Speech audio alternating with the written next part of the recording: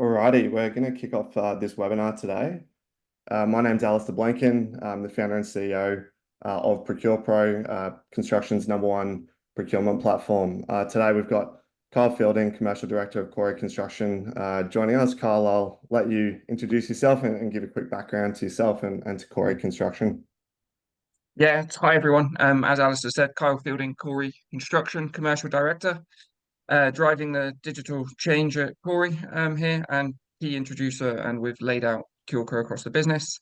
We typically, my business operates within the care home sector. Typically, we do multi-room as well. Turnover about 75 million next year forecast. And yeah, that's Kori.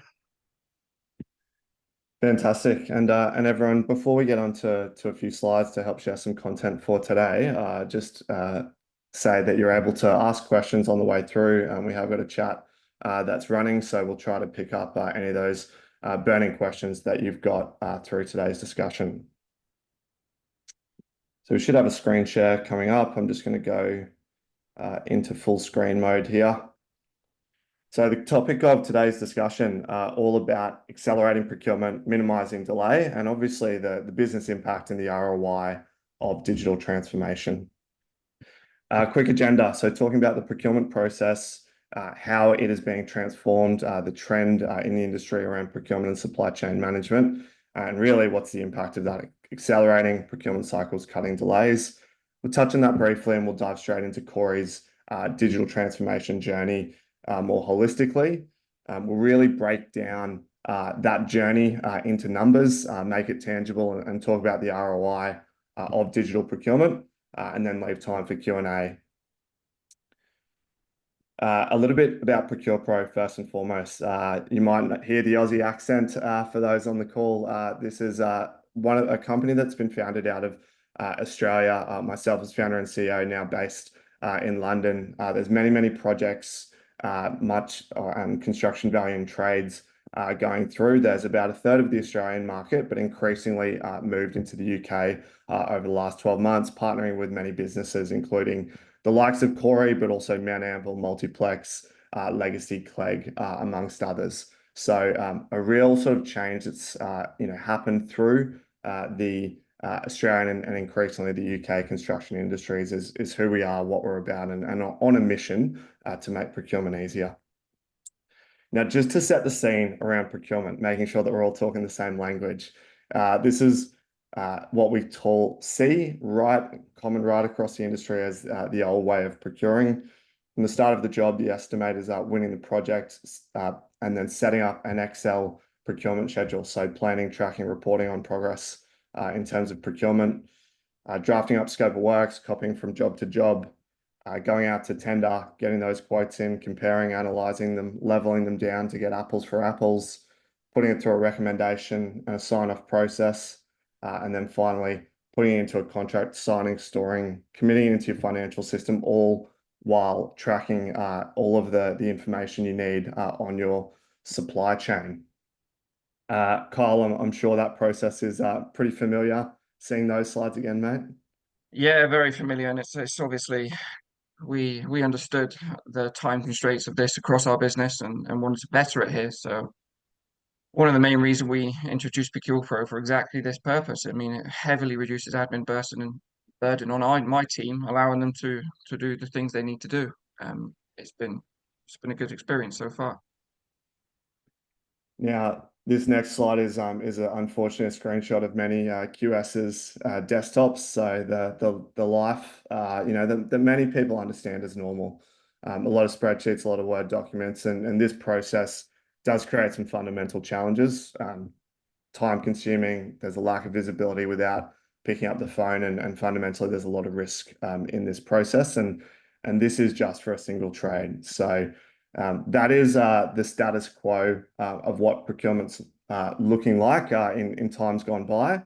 And what ProcurePro does as a business and our mission as a company is really about connecting that entire procurement journey, connecting the ecosystem. So one system taking care of the whole thing provides visibility across projects, people, supply chain, taking care of that entire workflow that we've spoken through and integrating into other key parts of the construction technology ecosystem. So, but a little bit less about us and more about Kori's journey in their business. So, Kyle, I'll hand over to you.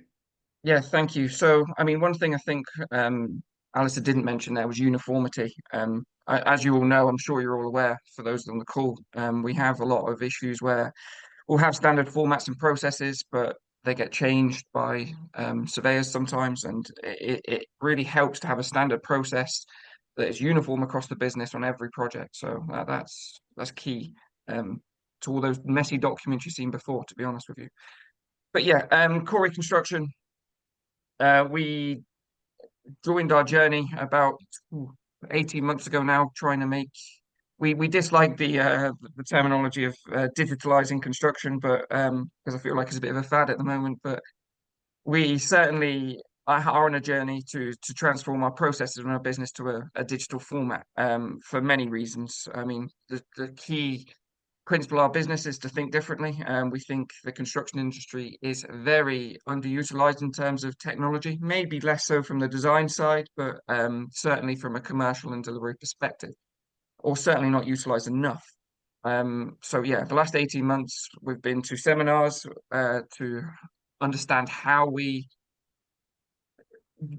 engage and correctly utilize the systems in place to make the business better fundamentally and better for all to use and for internal stakeholders and external stakeholders.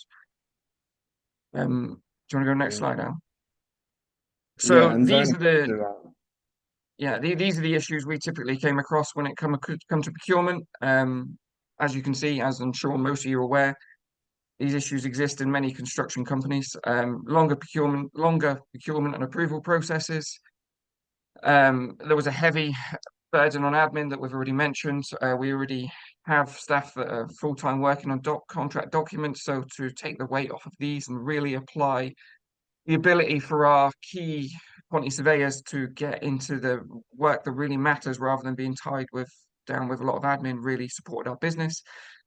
We couldn't see visibility across the business either, which I'm sure you'll see in the next couple of slides how ProcurePro really helps from that perspective. It was a challenge for us to see from project to project how subcontractors were performing, how we were managing them on a day-to-day basis, and fundamentally procurement. That also comes with data-driven decisions. So now we're in a position where we can see the data from our past procurement very quickly, isolated and clear on all of our projects in very metric data. And it allows us to make data-driven decisions that really push forward. And then subcontract performance, I'll touch on later with vendor ratings, but we really couldn't track that accurately before. And one of the key fundamentals of ProcurePro is access on the go. I can access ProcurePro at any time. Whereas before I was typically isolated to signing off Excel sheets, long laborious sheets that surveyors were completing, and it was static to the office really. So that was the problems we had, and we were looking to mitigate from before implementing ProcurePro.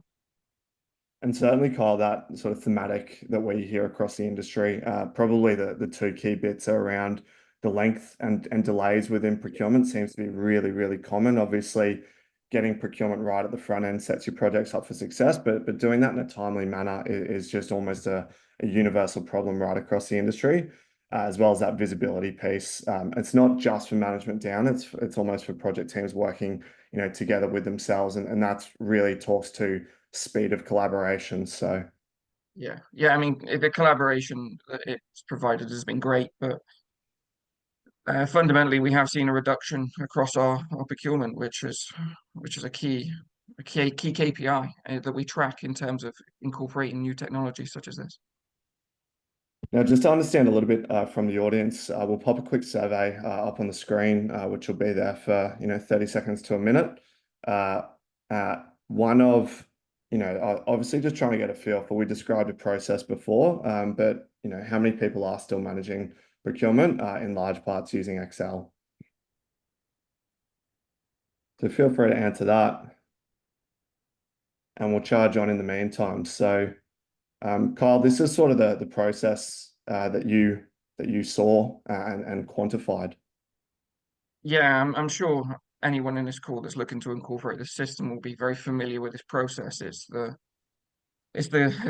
bread and butter of a QS, really. It's picking the subcontractors, tendering. It's the full chain from tendering them at the start, which we know we can be difficult with pulling drawings together, pulling tender packs together, issuing out manually each trade, making sure that your check-in is going to the right contractors. You haven't copied exactly the same contractors in, so everyone knows who's tendering, those common problems. And then subsequently, when the tenders are returned, I mean, we all know that it can be anywhere between an hour and 6, 7 hours on average. I've put 3 here for a tender analysis. So that is obviously a big time sink to surveyors. And then the approval process, once you've done the work of the analysis, is submitting it into an approval document, then obviously issued to the director. Again, this before was all paper format in my business, which we look to alleviate. Comments returned, subcontract proposals resubmitted, and then obviously the time frame again, more paperwork completed, more delays, it's sitting on someone's desk, being stuck in static in the office of the business. And then once it's obviously approved, you've got to formulate the contract, which can take anywhere, depending on the business processes, between 2 to 4 to 6 hours, and then sign offs there on after. ProcurePro automates it from that perspective, but I'll get onto that in a moment. And then, yeah, I mean, for each trade, we're looking at 15 hours, 16 hours, which we know in real time is probably 3 to 4 days. I mean, that doesn't include when I'm not in the office or any approver that's not in the office to sign it off. So it can take weeks at a time. It was taking weeks at a time in our own process per trade. More for difficult trades, such as your M&E and your ground work. And that's it. I think certainly what we see is, that spectrum of, builders, size, sectors, right across the industry. You've got a relatively, streamlined process there, even at 15 odd hours, certainly in the, going up into the tier 1 space, we can see that taking, 2, 3, 4 times as long, going through.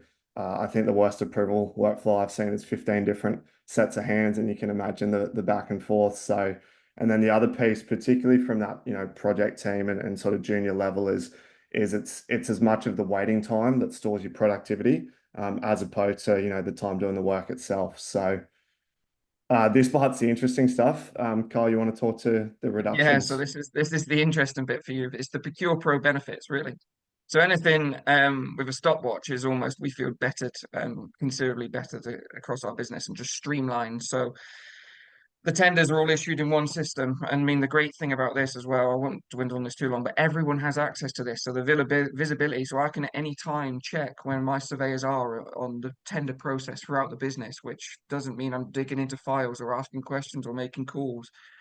Any director can see, or anybody in the business can see, where tender documents currently sit and who's it going to, so we can look at it and achieve it. So not only is there a time benefit there, it's obviously very beneficial for the visibility across our business. Automated details, obviously, ProcurePro automates the process, so time is saved considerably from creating these long admin forms where you're filling out information, tender budget against what the allowance is, against what's excluded, what's included, and ultimately what the proposal is. Yeah, and then your subcontractor approvals, again, automated straight to me anywhere I can go. So I'm not static in the office for approvals. I can be issued these when I'm driving in a car or on a train. I can review these at any time and approve them. So that saves a lot of real time because people aren't waiting for me to get back to the office or any approval. Like you say, Alastair, in tier 1 businesses where, well, we like to call ourselves a tier 2. We're nearly there. We'll be there one day, but yeah. So in the tier 1 processes where there's 15 people handling it, I've worked in these businesses. It's a nightmare in terms of approvals. There's so much red tape to cut through that it becomes such a elongated process. Unfortunately, we've evolved that process at Kori and cut through the red tape, but ProcurePro certainly helped us on that journey. Now speaking of, I suppose, red tape, just to throw back, and we might publish the results of that survey that we just showed on screen. And so hopefully everyone can see that coming through. But just in case they can't, I'll say there's sort of about half the audience still using Excel, about 25% some digital, mostly manual, and about another 25-30% fully digital and loving it. So It shows there is that sort of that spectrum, but still a fair bit of manual effort sort of going through. Now, I suppose, Kyle, when you talk about 54% more efficient, and you maybe cast your mind back to before you started down this journey, do you think that it almost sound too good to be true versus then, what the reality's become? Yeah, you would. I mean, you typically we don't look at this in a metric way, but such as 54% efficient, we wouldn't look at it that way. But yes, the visibility across the business in terms of how much procurement is getting done on time is easily double, even triple. It's just the visibility aspect of it and the time saved from our team. I mean, obviously, incorporation of software takes time. It's been very good at ProcurePro, probably the best we've had, and that's not me just blowing your whistle, Alastair. It's probably the best one we have had against the digital software we've introduced. Very helpful from that perspective. So we were able to get this system online very quickly, and without a lot of delay. So right from incorporation, it saved us very quickly, was added showing a betterment on our procurement routes. And I would And honestly be in a position to say that our projects are well more advanced from procurement, which means we're seeing betterment in terms of collaboration, value engineering, all these hidden values that you don't really see betterment of until you introduce or until your procurement becomes much more efficient. and look, I think certainly some of the conversation that we're having across the industry, and Kyle, you might be able to reflect on this, is obviously we like to think we've got a good bit of software that's easy to implement, but it's also a nice section, of construction businesses to change. Quantity surveyors being your primary users are generally, on the younger side of things, generally pretty tech savvy and screaming out for this sort of thing. So how has that been sort of received internally, Kyle, and do you think that's sort of a fair assessment? I would suggest we're still probably 50-50 on the surveyor side. I would suggest there is still many generations within the business, and to be honest with you, it has been received all well by all of them. Nobody likes change, right? Especially when initially it can make their jobs harder.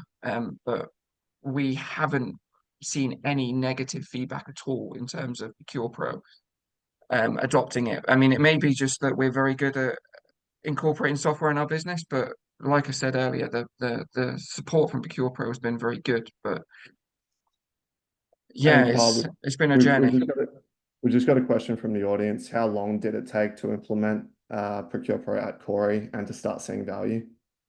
In our business, I would say I actually took the long way round in terms of I wanted to incorporate all of our previous projects onto the system to start ascertaining the data from those. But from a timescale perspective, probably, and I mean, 4 to 4 weeks, I would suggest, 6 weeks fully up and running. I mean, we're 10 in my department. So, and we do use other departments do use it as well. So my department certainly come on first within the first 4 weeks, and then throughout the business using it between 6 to 8, I would suggest. But And like I said, we in that process we did incorporate 10 old projects, so there was a lot of data input from all of our previous trades to that perspective. We are a and very part of the process-driven business from that perspective, so it did help a lot. and part of the logic there obviously is implementing whether it's historical projects or those that are in flight, as well. So not just getting access to that data, but getting sort of that normalization, of behavior, in procurement right across the business nice and quickly. So we'll keep charging through this deck, and we've got another poll and sort of talking about obviously that transformation journey. How open do you believe your business is to change? Which we'll share with the audience in another couple of minutes. I suppose, Kyle, as we do touch on this, what advice would you be giving to other construction businesses, at the start of their, journey, if they are, thinking about or looking towards, transforming procurement? Advice, I'd say you need to get in.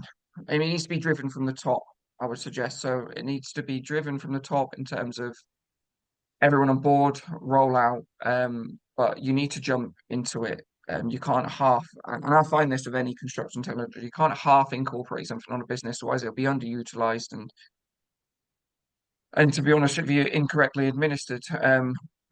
Yeah, it's one of those you really need to get into you really need to force it throughout the business. With incorporated processes that ensure that compliance is key with this software, and it's really we've put gateways in place that mean surveyors can't get past sections in our business without using ProcurePro, so they have to use it initially. And once they start using it, they really enjoy it, and it makes their life a lot easier. But like as I said earlier, change is difficult to incorporate, right? It needs to be driven from the top, and you need to jump into it. And I mean, we'll use procurement as an example, but it's interesting when you're looking at sort of any digital transformation in construction, is it a process that has to be done versus is it something that, you know, people can get away with still doing it the old way? Given in procurement, you've got a control point or two really key control points. One is a procurement schedule to report on progress. The other is, you know, recommendation, you know, for award. That's a control point. So that's really that forcing function that you're talking about. I believe that Kyle and going, you're either doing it this way or you know, you're not getting trades signed off. Yeah, that's exactly what we do. Yeah, it creates a bottleneck that means that they have to use ProcurePro. But like I said, it makes their lives easier, and as soon as they start using it, it becomes very simple and makes their lives easier. It saves a lot of their time, my time, admin time. So it's pretty much a no-brainer. I mean, you always find with systems that ones that are successful are adopted pretty quickly by the team, and ones that are not are not. And we've had adoption throughout the business. So it kind of speaks volumes for itself in terms of engagement. Mm. Now we might just publish the results of that latest poll again, just on change management. And again, I'm just going to read the results out. Hopefully everyone can see it. But 20% saying very open to change, 57% somewhat open, 7% neutral, and 14% reluctant to change. So again, a bit of a mix, but overwhelmingly, sort of almost 80% saying, you know, you're somewhat open or open to change, which is the mindset that we want to be in as the industry does need to change and move forward. Now we've got another question on ROI. We'll get to that pretty shortly, but and this is a pretty nice segue. Kyle, talking about some of the business impact from your perspective. Yeah, so these I guess are the key takeaways of what we have seen at Kori in terms of how we've made our business more streamlined and improved. So quicker, we've touched on quicker procurement already. I mean, we all know that quicker procurement leads to better collaboration. Even and it eradicates problems, right? It's just better, and the delivery teams will thank you as well because we always know they like to get on your back on about procurement as soon as possible. The admin, I touched on this earlier as well. Uniformity is something that we strive for. We want everything. We don't want every project to be managed separately or differently or how we do it. So this automated contract admin solves that problem. Not only does it save time with both the surveyors who can be doing key activities that tender analysis, finding value elsewhere, it also reduces the work time and it reduces required staff time spent on raising contracts and still getting it right. We've touched on obviously visibility and data collection, and that does go on something I want to talk about shortly. But as I said earlier, anybody in the business you give access to this system can see exactly where everywhere sits. There's no digging into share drives, trying to find and chasing your surveyors or your project teams for updated procurement schedules. Why have we not updated that? It's all done for them. So you get the visibility there. And we review these in our CVRs, right? Every month, project reviews. We bring it up and say, right, where are the key tasks that we're missing in terms of what's procured and what's not? Here's the visibility. Everyone's held accountable for their actions. We can just see it where it sits on the procurement chain, approvals chain, and this goes to the directors as well. Why is this holding the sign up? So yeah, visibility there, another key one. Vendor range we haven't touched on much. It's something we've just introduced or have been introduced in the last 4 to 6 weeks. Great system allows what it effectively does in a nutshell is allows feedback to our supply chain and our internal teams of how vendors are performing, which we review on a monthly basis, and have processes in place where subcontractors aren't performing. It gives the project team a voice, which they didn't really have before. A voice that people can access in terms of how they're performing on all KPIs that we give them: delivery, design, quality, the care. Um, it's something we're really looking forward to getting into in the next 6 months when we've collected all these data ratings and we have the data. I'll go on to the data in a moment. And then, as I keep reiterating, real-time access is phenomenal. From that perspective, it means that I can do work on the go. Any key point of sign off in where there's many people signing off this information, it just allows them to do it straight away, whether they're in a bit of dead time on a train, in a car, etc. So yeah, I mean, they're the key principles we've taken away from incorporating ProcurePro. And the question that came through before, Kyle, was how do you justify purchasing the software? Was there an ROI based on time saved, money saved, risk, and the main drivers? Obviously, these are plenty of key drivers here. You've touched on the time saved, but I mean, it pays to actually talk about the money saved. Now, plenty of, tech vendors will have the best ROI spreadsheet in the world, but that might not necessarily lead to a reduction in headcount. But have you seen examples, or can you talk to sort of some of that money saving, aspect, whether you've seen it or it is more Yeah, well, I internal? mean, we haven't reduced our headcount, but what it does do is it allows existing staff to take on more from a perspective. So it reduces the headcount in terms of forward growth. From that perspective, we certainly see a monetary value of incorporating this system, whether it be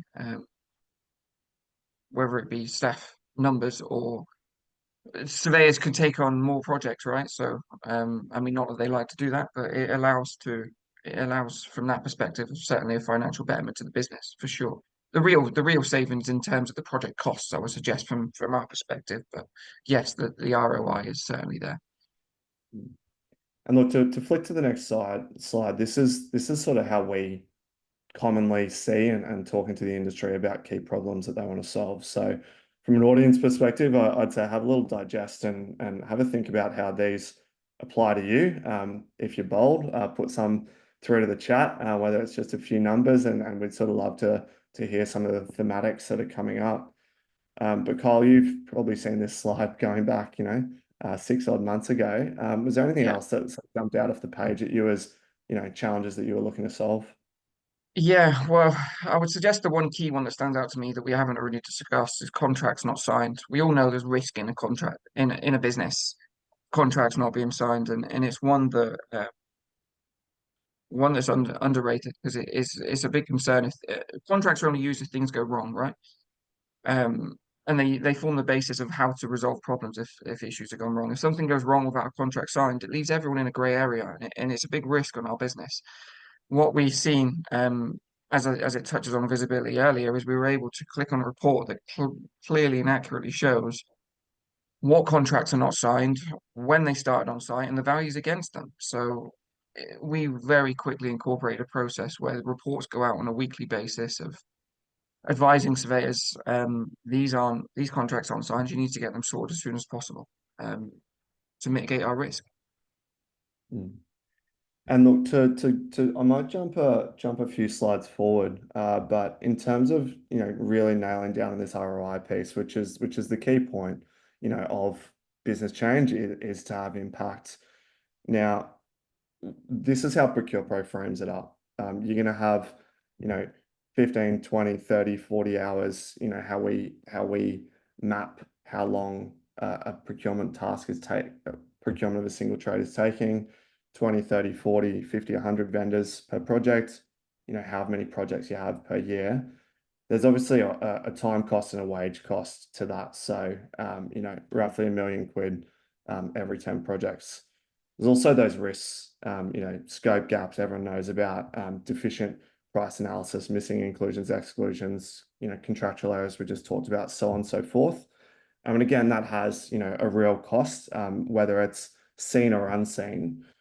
What we typically see, from our analysis is there's a portion of your turnover where, margin will be eaten from whether it's delays, risks, errors through procurement.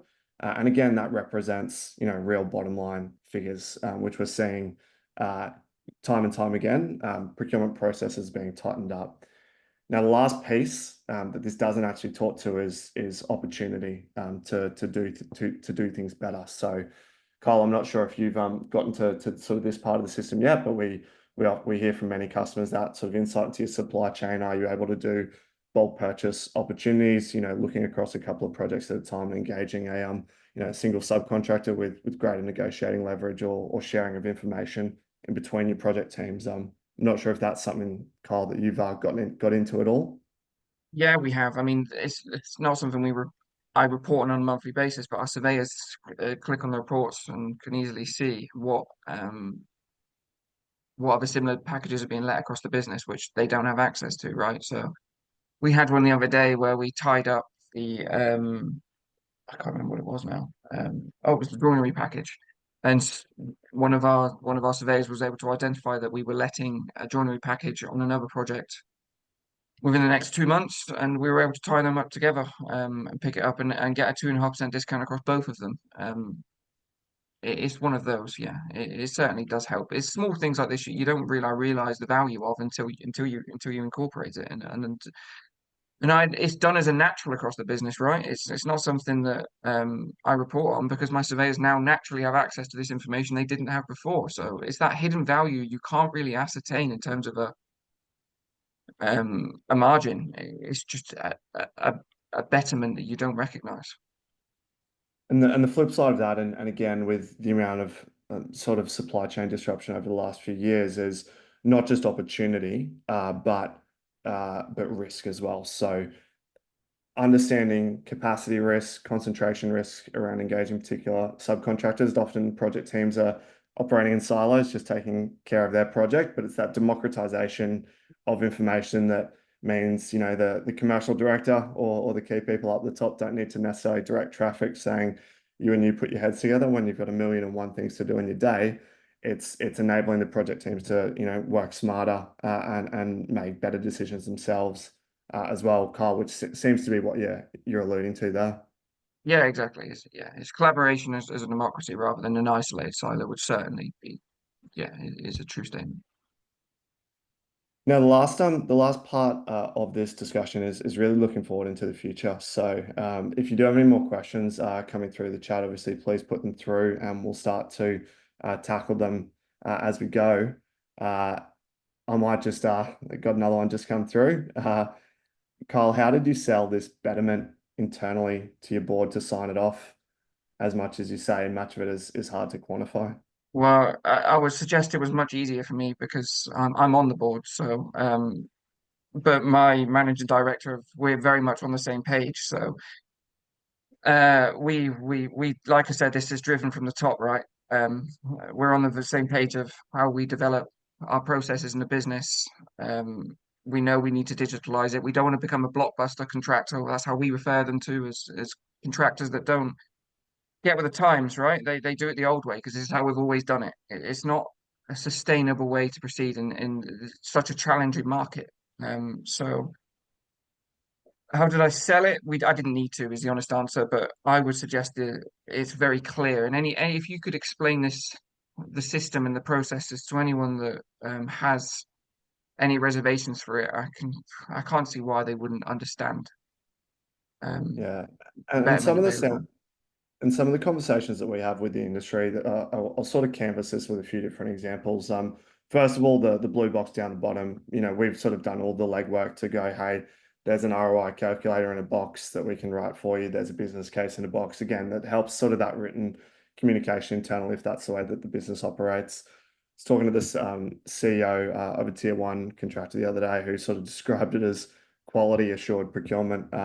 It's almost, it shouldn't be this board decision or be any digital transformation decision tends to be that it's almost just good business. When you're tightening these things up, it sort of does become that no-brainer, and there's other ways to sort of rationalize it, right? Whether it's sort of that going, hey, we have 10, 20, 30 surveyors, we recruit 10 a year, we have this much turnover, we spend this much on recruitment fees, and we're going to reduce that a bit and mitigate some of that risk, or not need to go there, not need to recruit as heavily, or we're going to be able to grow our workbook, which is in our ambition, growing 10, 20, 30% over the next few years and sort of flatlining that headcount growth. So there's lots of ways that we see different companies have on really rationalizing the decision. Now to jump back to looking forward in the future, Kyle, there's a slide that we've talked about, and for everyone who hasn't seen this slide before, just to drive you through it, there's the relative digitization of many industries, with construction, unfortunately, being right down the bottom, just above agriculture and hunting. Kyle, do you want to share some thoughts on this? Yeah, I mean, I actually stole this from one of my surveyors who's doing a degree on digitalisation of the construction industry at the moment. So I can't take credit for this, but yes, it was in his report of how underutilized the industry is of technology. I mean, you can see it, right? It's second to bottom. Why is that? I mean, we need to understand why that is. And I can't understand why we haven't developed it further, because the benefits to it of data and such a data-driven business. Why are we not collecting this data and understanding how we utilize this data better? Um, as part of Kori, we've actually we're delving into the world of data lake houses, and we've just employed a data architect to manage this data for us, right? So it's something we're really looking forward to getting involved with and developing the business forward so that we can effectively use all this data that ProcurePro's collecting in a fashion that will help us utilize it across the entire business, from Power BI reports to live and active screens in the office where we can see exactly where everything sits. We're really trying to digitalize our business from that perspective and make it the future.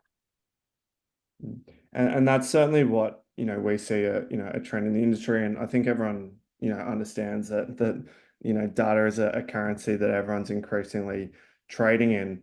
I might see, hopefully I've actually pulled this slide up in the background. We'll see if I did my homework. I might pull this up for everyone. But really it's this process and this journey that many construction businesses are on, that you're going from these manual processes, obviously, Kyle, that we've talked about, the procurement example, through to this, potentially still fragmented process where you've got bits and pieces of tech, to this broader connected process. Now, we've talked about procurement as an example. Now you could be tying different bits of tech together, and what sort of that third piece of the journey, which is what we've talked about here from a procurement perspective, does is it allows you to take that next step, which is basically, around what insights can we take from the data, and can we have an AI layer sitting above, basically looking into that data and assessing risk, opportunity, summarizing, prompting, and allowing, people to interact in a more conversational manner, which is certainly where we see the world heading. Any Yeah, well, thoughts it's on exactly what that? we want the Minority Report of Construction, right? For anyone that's seen the film, that's what we're aiming for in the business, to be at the level of perspective where we can really use AI, Kori AI, so to speak, to really forecast where we sit in terms of cash flows, packages, where they sit, how they sit, where the market's currently sitting with them, our budgets, how are they relating to estimating, and we can start asking these questions. Imagine if you could write into a report, into a Kori GPT that would say, right, based on our last procure packages, where are we losing the most money? And it can isolate these packages and then specifically understand what variations have been missed. The wants and requirements are endless from that perspective, and that spreads right across the business. Obviously, procurement is a key one because it deals with figures and analysis, but that is really the And next step we see. I mean, don't get me wrong, we're a couple of years off it yet. I don't even fully understand the world that you're in, Alastair, in terms of the data lake houses and raw data and how that's refined, but that's certainly the next step we're going on. And look, I've just pulled up. This is something that we're working towards communicating around, that it's from a procurement perspective, but equally applies across construction tech. The maturity curve, which is where you start from entirely manual. We see in procurement people adding in, whether it's a tendering system like a Procore, an Aconex, an A-Site, or a DocuSign, but still a lot of Word and Excel, to that connected journey that we've seen, and all the benefits that really unlocks, and then with that predictive intelligence layer. And just to show through, and it's a little bit work in progress this, but things like estimating handover and being able to extract, out of your estimate and out of your quotes, notes, markups, prices, and tie, estimating and procurement together. Automatically analyzing purchase opportunities, using AI to summarize vendor ratings when you have a large critical mass, delay warnings, automatically suggesting vendors, a tendering assistant, automating price analysis. We talked about handover notes, but basically rates analysis and lessons learned. There are some of the use cases from a procurement perspective, certainly that we're seeing, and sort of that future of the industry around getting your data in order so that you can really reap the rewards of some of the exciting technology it's not sort of in the never, 3, 5, 10 years away. There's stuff that's really right in the here and now. And I think we've got maybe time for one or two more questions. I've got one that's come through here. So if you have any more burning questions, please put them through. But Kyle might be the last one. What were some of the unexpected lessons or insights sort of going along this journey? Unexpected insights. It's a difficult question to answer. I mean, to be honest with you, one of the unexpected insights was, I know I said this before, but how helpful the onboarding process was. I know that very sales pitchy, but it's actually true. The support we've had from ProcurePro was probably the best, as I said, we've received, and we've been able to really utilize the time to incorporate. It's not buy a piece of software and you're left with it. And the development of the software, actually, another key one is development of software. And we've incorporated a lot of this stuff, right? And one of the key things we hear all the time is that's in the pipeline to be developed. That's in the pipeline to be developed. This magical pipeline that seems to be forever. With ProcurePro, you actually seem to develop it out very quickly in terms of our wants and needs in our business and in any business, right? That was something that was really good from a unexpected point of view, the support and the development of the software. Fantastic. And look, we might draw a line under it there. Thank you, everyone, for joining us today on this. Kyle, thank you for yourself, for your time, and for Kori Construction as well for really championing change and better ways of working across the UK construction industry. So hopefully everyone's enjoyed this. We'd love to hear from you. You can connect with Kyle and myself on LinkedIn. If you want any resources from this session, we'll be sending them around. Enjoy your day. Cheers. Thank you.